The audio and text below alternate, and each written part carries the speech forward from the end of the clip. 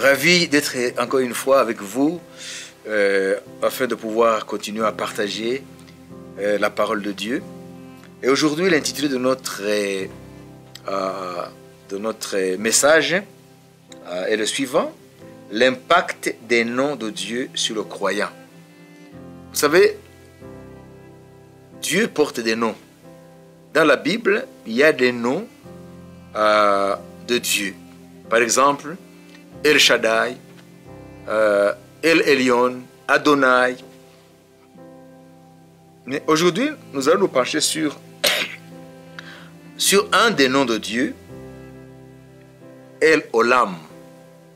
Pourquoi? Parce que son nom renferme quelque chose de mystérieux que j'aimerais partager avec vous et qui, j'en suis sûr, va élever votre foi et votre confiance dans le nom de Jésus, dans la puissance de notre Dieu, dans l'omniscience de Dieu.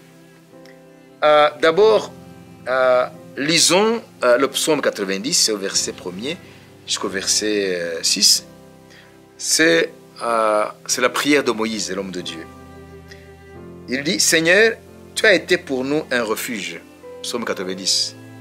De génération en génération, avant que les montagnes fussent nées et que tu eusses créé la terre et le monde, d'éternité en éternité, tu es Dieu.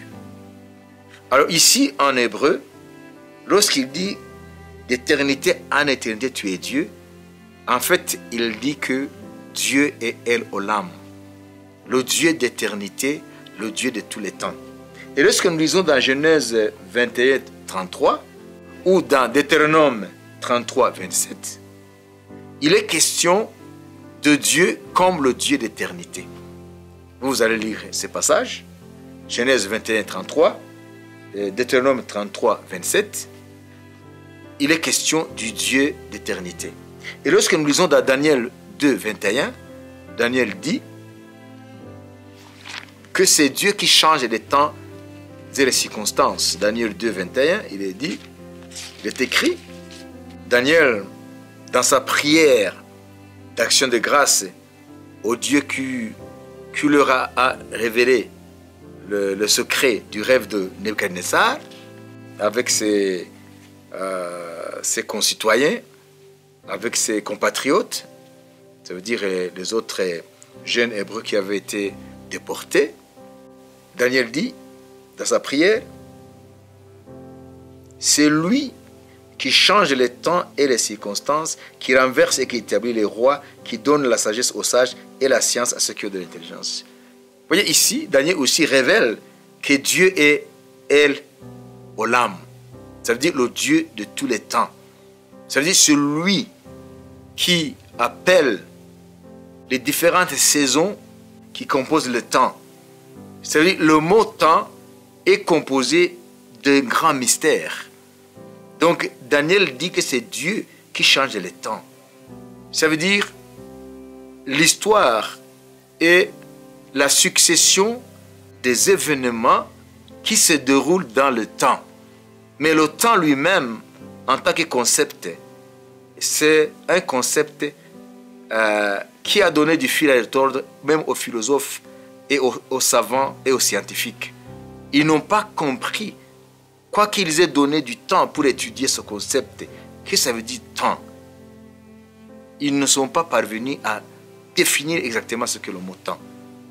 Donc aujourd'hui, nous pouvons dire que la science, même la philosophie, n'a pas de réponse définitive, une définition définitive sur le mot temps. Lisons par exemple à quelqu'un qui n'est pas des moindres, Saint Augustin. Qui était Saint Augustin? Est né en 354, il est mort en 430 après Jésus. Il était considéré, ça veut dire Saint Augustin. Lorsqu'on parle de Saint Augustin, il est né en Algérie en 354, il est mort en 430. Il est l'un des 4 pères de l'Église d'Occident. Il était évêque de l'Église africaine en Algérie. On dit qu'il était évêque d'Hippone, c'est une région d'Algérie. Alors qu'est-ce qu'il a dit Saint Augustin? Le père de l'Église, ça veut dire quoi? Ça veut dire que après Jésus, ce fut l'époque des apôtres. Et à la mort des apôtres, alors c'était le temps des pères des églises, ça veut dire les disciples des apôtres. Et après ces disciples des apôtres, alors ça a été l'époque de ceux qui ont été disciples des disciples des apôtres. Et on les appelle les pères de l'église. C'est les leaders des premiers siècles de l'église. Et parmi ces pères de l'église figure Saint Augustin qui était de l'Algérie. Ce qui était d'Algérie, ça veut dire Afrique du Nord. Alors qu'est-ce qu'il a dit par rapport au temps? C'est ça qui nous intéresse ici. Saint Augustin dit, par rapport au temps, il dit, qu'est-ce que donc le temps? Parce que lui aussi s'est penché sur le concept de temps. Est-ce que le temps a été créé? Est-ce que le temps fait partie de la création? Quand est-ce que le temps a commencé? Est-ce que Dieu est prisonnier du temps? Ou est-ce que Dieu, il est en dehors du temps? Voilà pourquoi cette question a intéressé ce philosophe chrétien et père de l'Église chrétienne d'Occident. Voilà un peu ce qu'il a dit par rapport au temps. Il dit, qu'est-ce que donc le temps? Qui en saurait donner facilement une brève explication? Qui pourrait le saisir, ne serait-ce qu'en penser, pour en dire un mot? Et pourtant, quelle évocation plus familière et plus classique dans la conversation que celle du temps? Nous le comprenons bien quand nous en parlons. Quand nous disons « j'ai pas le temps », quand nous disons « si j'ai le temps », quand nous disons « demain je ferai ceci », quand nous disons « hier j'ai fait ceci », quand nous parlons du temps présent, quand nous parlons du temps passé, quand nous parlons du temps futur, est-ce que nous saisissons ce que nous disons? C'est ce qu'ici Saint Augustin nous dit. Il dit, quand nous en parlons, nous le comprenons. Dans la conversation, nous le comprenons bien quand nous parlons. Nous le comprenons aussi en attendant autrui en parler. En attendant autrui parler, nous comprenons. Qu'est-ce donc le temps? Si personne ne me le demande, je le sais. Quand nous sommes en train de parler aujourd'hui, demain, tout ça, en parlant du temps, toute cette notion du temps, il semble que nous comprenons ce que nous disons. Si personne ne me le demande, je le sais, j'en parle facilement. Si quelqu'un pose la question, qu'est-ce que le temps? Et que je vais l'expliquer, je ne sais plus. Toutefois, j'affirme avec force ceci. Si rien ne passait, il n'y aurait pas de passé. Si rien n'advenait, il n'y aurait pas de futur. Si rien n'était, il n'y aurait pas de présent. Mais ces deux temps, le passé et le futur, comment peut-on dire qu'ils sont, puisque le passé n'est plus et que le futur n'est pas encore?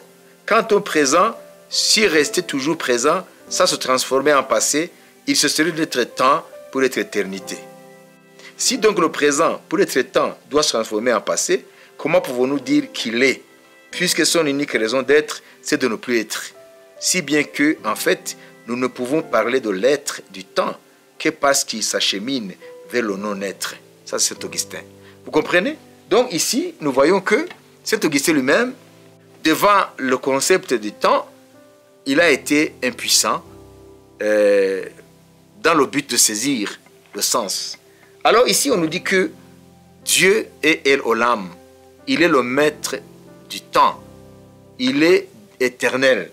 Ça veut dire que Dieu, ici, devait comprendre pourquoi il porte le nom de El Olam. Pourquoi est-ce que Moïse a appelé Dieu El Olam? Pourquoi est-ce que la Genèse appelle Dieu El Olam? Pourquoi est-ce que les prophètes comme Daniel appellent Dieu El Olam? Même en lisant l'Hébreu chapitre 13, verset 8, il est écrit « Jésus-Christ est le même, hier, aujourd'hui et éternellement ». En un mot, Jésus ici a rempli le critère de la définition de El Olam.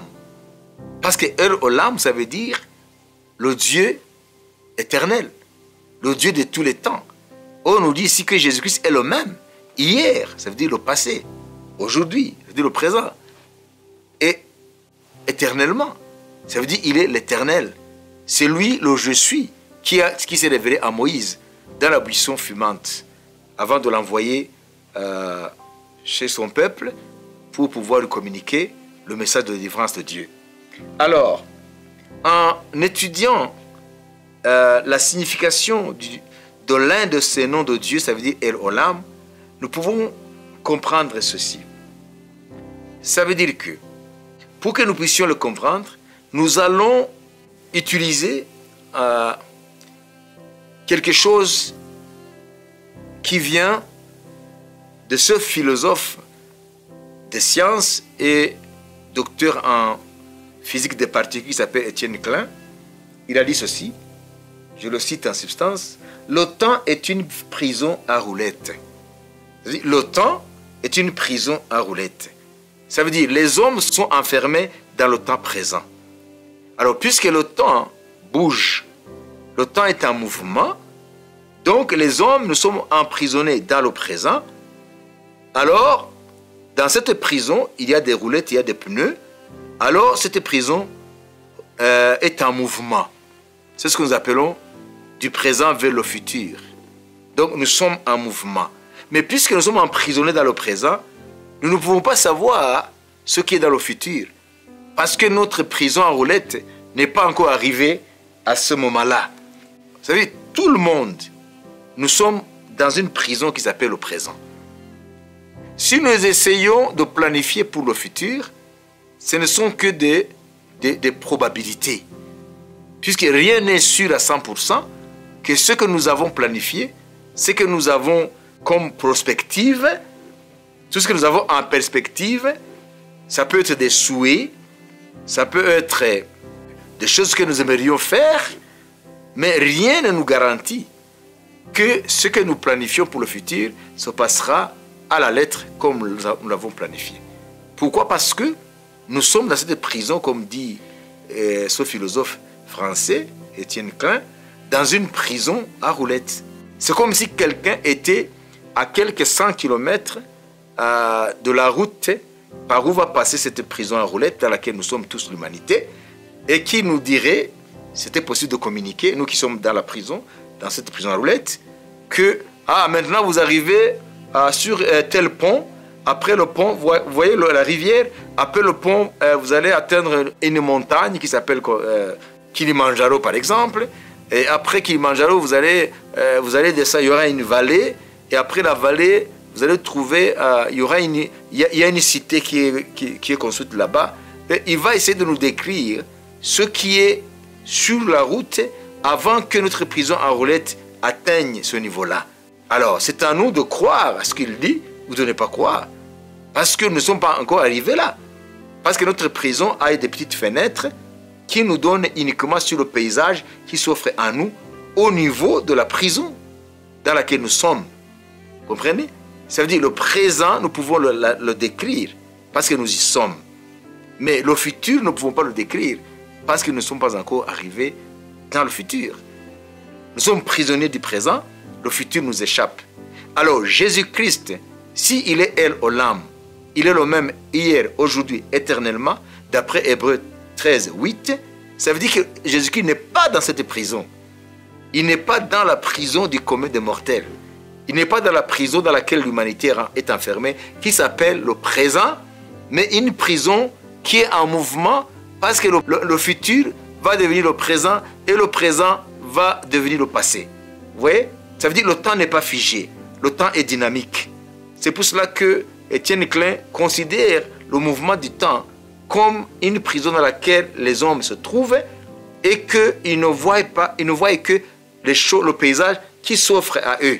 C'est une prison qui a des fenêtres qui s'offrent à l'extérieur et voit le paysage. Mais ce qui est devant, ça veut dire en avance, avant que la prison à roulettes arrive là-bas, c'est inconnu. Nous pouvons nous souvenir du paysage que nous laissons derrière nous. Ça veut dire que nous pouvons nous souvenir du passé. Nous pouvons décrire ce que nous voyons, ça veut dire le présent. Mais nous ne pouvons pas avoir le souvenir du futur parce que le souvenir, c'est le passé. Nous ne pouvons pas imaginer le futur. Nous pouvons seulement l'imaginer. Mais rien ne nous prouve que notre imagination est en accord avec la réalité. Donc, nous ne pouvons pas décrire le futur parce que le futur est inconnu. Alors, pour Jésus, parce qu'il n'est pas dans la prison lorette qui est le présent, Il n'est pas enfermé dans le présent. Lui, il peut même décrire le futur avant que le futur arrive. Parce que lui, il est en dehors de cette prison qui s'appelle le présent. C'est ce que nous allons voir, ici, sans tarder, quelques épisodes de l'évangile, Luc chapitre 22, verset 7 à 14. Donc Jésus veut célébrer la Pâque avec ses disciples et il dit ceci. Le jour des pains sans levain où l'on devait immoler la Pâque arriva et Jésus envoya Pierre et Jean en disant « Allez nous préparer la Pâque afin que nous la mangions. » Ils lui dirent « Où veux-tu que nous la préparions ?» Il leur répondit « Voici, quand vous serez entrés dans la ville, vous rencontrerez un homme portant une cruche d'eau. Suivez-le dans la maison où il entrera et vous direz au maître de la maison, le maître te dit, où est le lieu où je mangerai la Pâque avec mes disciples? Et il vous montrera une grande chambre haute, meublée, c'est là que vous préparerez la Pâque. Écoutez bien, ils partirent et trouvèrent les choses comme il leur avait dit et ils préparaient la Pâque. L'heure étant venue, il se mit à table et les apôtres avec lui. Vous voyez, Jésus décrit un événement que les apôtres sont appelés à vivre très proche et futur, ça veut dire dans les instants à venir. Lui, Jésus décrit ce que les apôtres vont vivre comme nous décrivons les choses dans lesquelles nous sommes.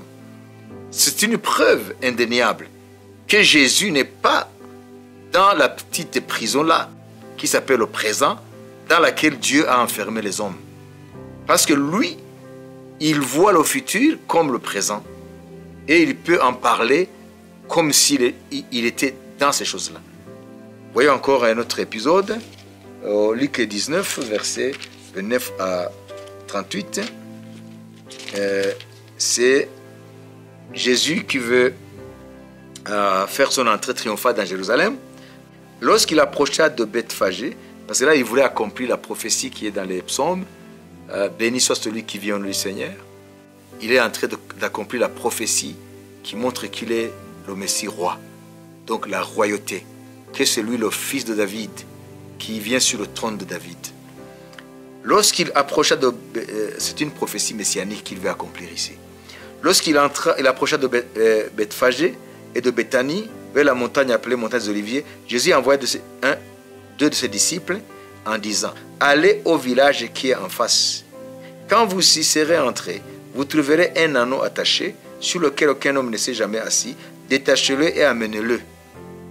Si quelqu'un vous demande pourquoi le détachez-vous, vous lui répondrez le Seigneur en a besoin. » Ceux qui étaient envoyés allèrent et trouvèrent les choses comme Jésus leur avait dit. Comme ils détachaient l'anneau, ses maîtres leur dirent « Pourquoi détachez-vous l'anneau ?» Ils répondirent « Le Seigneur en a besoin. » Et ils amenèrent à Jésus l'anneau sur lequel ils jetaient leurs vêtements et ils firent monter Jésus. Quand il fut en marche, les gens étendirent leurs vêtements sur le chemin. Vous voyez? Donc ici, nous voyons clairement que Jésus maîtrise toute la longueur du temps. Donc Jésus est le maître des temps et des circonstances. Ça veut dire la notion de temps qui a échappé même aux philosophes de tous les temps, depuis l'Antiquité, jusqu'aux savants, jusqu'aux scientifiques, jusqu'aux physiciens, même aux autres scientifiques. Ce concept de temps les a échappés. Ils n'ont pas pu trouver une définition parce qu'il y a quelque chose de mystérieux dans ce concept. Mais nous voyons ici le fait que le temps soit une notion mystérieuse, soit quelque chose de simple, mais aussi de compliqué. Quand nous en parlons, c'est simple, mais pour l'expliquer, ça nous échappe. C'est parce que ça fait partie des attributs de Dieu. C'est parce que le temps fait partie de Olam. Olam a aussi une signification, outre que l'éternité ou tous les temps, toute la durée du temps, mais l'âme cache aussi la notion de mystère.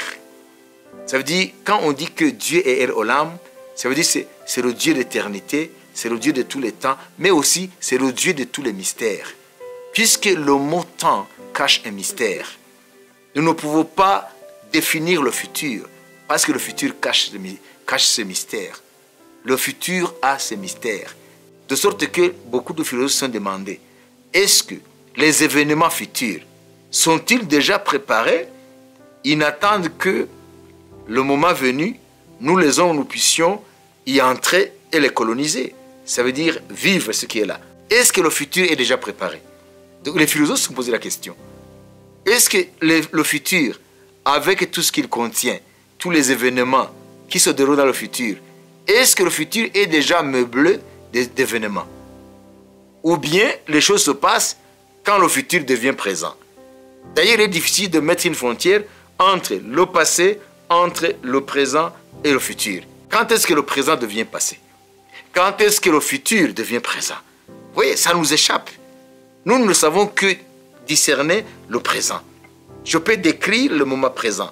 Je suis en train de me baigner, je suis en train de conduire, je suis en train d'étudier, je suis en train d'enseigner, je suis en train de prêcher, je suis en train de lire.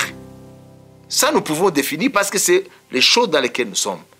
Mais nous ne pouvons pas dire ce qui va se passer dans la minute d'après. Il ne faut pas dire ce qui va se passer dans une heure, dans une journée, dans un jour, un jour entier, dans une semaine, dans un mois, dans une année. Personne ne peut décrire ce qui va se passer. Nous pouvons faire des prospections, nous pouvons imaginer, nous pouvons faire des probabilités, mais rien n'est sûr dans tout ce que nous disons par rapport au futur. Mais ici, nous voyons le Seigneur Jésus parler à ses disciples, décrire le moment qu'ils vont vivre, qui n'est pas encore venu, qui est encore futur. Jésus décrit les événements comme si c'était le présent. Là, c'est un signe indéniable que notre Seigneur Jésus, c'est bien lui et l'âme. C'est lui le Dieu de tous les temps. C'est lui le Dieu des mystères. Le futur pour lui, ce n'est pas un mystère. Mais le futur pour les hommes, c'est un mystère. Alors, faisons confiance à notre Jésus. Il est El Olam. Ne nous faisons pas de soucis pour demain. C'est pour ça qu'il nous dira dans Matthieu 6, verset 33, je vais finir par là. Il nous donnera un conseil dans ses propos. Il nous dira, lorsqu'il appelait ses disciples à faire confiance à Dieu, à ne pas s'inquiéter pour demain, pour le lendemain, il dit, ne vous inquiétez donc, ici au chapitre 6, Matthieu 6, verset 33-34, cherchez premièrement le royaume et la justice de Dieu, et toutes ces choses vous seront données par-dessus tout. Ne vous inquiétez donc pas du lendemain, parce que le lendemain fait partie du futur. Et nous voyons que le futur est inconnu. Le futur cache ses mystères. Il dit, ne vous inquiétez pas donc du lendemain, car le lendemain aura soin de lui-même. À chaque jour suffit sa peine. Vous voyez, ici dans Matthieu 34, Jésus nous appelle à lui faire confiance par rapport au futur. Nous savons ce que nous vivons le temps présent, le moment présent, l'instant présent. Pour le futur, nous pouvons planifier, nous pouvons faire des prospections, nous pouvons imaginer ce que sera le futur, mais rien n'est garanti que ce que nous appréhendons du futur est vrai. Nous ne savons pas ce que nous pensons du futur sera conforme à la réalité du futur. Mais Jésus le sait et il maîtrise le futur parce qu'il a donné une démonstration par rapport au message qu'il avait donné aux disciples de ce qu'ils vont vivre le moment d'après ou le futur très proche. Donc en guise de conclusion, je dirais le Seigneur Jésus, c'est bien lui le Dieu El Olam. C'est pour cela que l'Épître aux Hébreux, au chapitre 13, verset 8, définit Jésus comme le même hier, aujourd'hui et éternellement. Il ne peut pas être éternellement le Dieu d'éternité. Il ne peut pas être le Dieu d'éternité sans être le Dieu là lui-même qui a créé le temps. Ça veut dire que le temps est une création de Dieu. Dieu est en dehors du temps et il agit sur le temps. Donc nous pouvons lui faire confiance pour le présent dans lequel nous sommes, mais aussi pour le temps à venir ou le temps d'après, que ce soit le futur proche ou le futur lointain, ou même l'éternité. Il faut faire confiance au Seigneur Jésus parce qu'il a démontré dans l'Évangile que Jésus, il est le même hier, le passé, aujourd'hui, le présent dans lequel nous sommes, et demain, qui n'est pas encore là. Jésus, il est le Dieu d'éternité. Il est El Olam. Ne nous inquiétons pas du lendemain. Le lendemain est dans les mains de Jésus. Il est le Dieu éternel. Faisons-lui confiance. Et celui qui met sa confiance en lui, la Bible dit, il ne sera point confus. Prions. Seigneur Jésus, merci pour ce message de révélation. C'est toi, El Olam, le Dieu d'éternité, le Dieu de tous les temps. C'est toi qui changes les temps et les circonstances. C'est toi qui maîtrises le temps. C'est toi qui est le Dieu de tous les mystères. Le futur, les temps à venir cachent des mystères. Aussi longtemps que l'homme n'est pas encore entré dans ces temps futurs, pour lui, le futur, c'est un mystère. Il peut l'imaginer, mais il n'a pas la connaissance parfaite de ce qui adviendra pour les temps à venir. Mais toi, Jésus, tu parles du futur comme si c'était le présent. Nous te faisons confiance et je prie pour chaque personne qui écoute ce message et ceux qui l'écouteront, Seigneur, afin que tu puisses leur donner, Seigneur, un cœur confiant, un cœur qui te fait confiance, un cœur qui n'est pas craintif, un cœur qui vit dans le repos de la foi, un cœur qui fait confiance en Dieu et en ses promesses, parce qu'il en sera, comme ta parole le dit, que celui qui se confie en toi pour le présent et pour l'avenir, il ne sera jamais confus, il n'aura jamais honte, parce que tu es le Dieu qui est éternel, qui est El Olam, qui est le Dieu des temps, de tous les temps, qui est le Dieu du passé, le Dieu du présent et le Dieu du futur. Au nom de Jésus.